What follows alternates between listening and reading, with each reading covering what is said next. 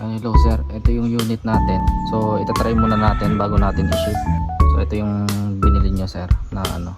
So itry muna natin para pagdating dyan ay wala maging problema. So ayan, ito yung sir yung pinaka battery nya. Battery, tapos ito yung sa AC dito, output po nito. At ito ay MPPT papuntang battery at solar. So iyon lang muna natin. Okay na. Bali ito sir, nakaset to sa ano, LiPo 4. Kaya wala nang babaguhin dito. So dito naman, ayan, naka-on na rin siya. So para magka-output ito, kailangan nyo i-switch lang to, itong AC. Ayan. Ayan.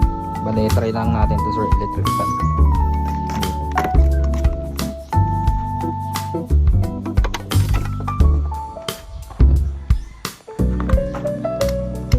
Ayan, working na siya sir.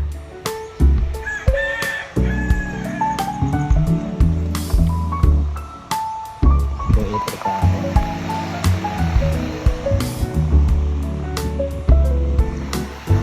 Ito lang yung consumption niya sir, 30-40 watts.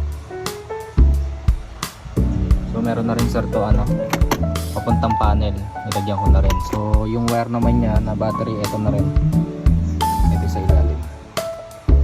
So kung papatayin niyo yung unit, unahin niyo lang yung ano, solar panel palagi.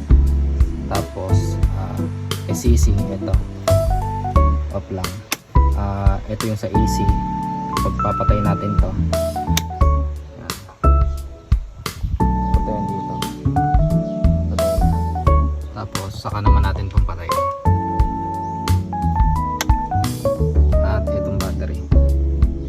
So ito sir, switch to nito. So pag pinatay natin yan, mamatay na siya automatic.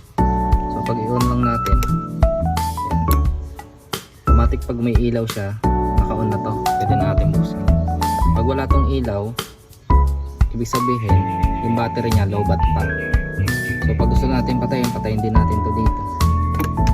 Yung pag patay na, tapos baba na lang natin. So pag naka-off ito, hindi na ito mabubuksan. So kung kailangan na lang, i-on ito bago natin bubuksan.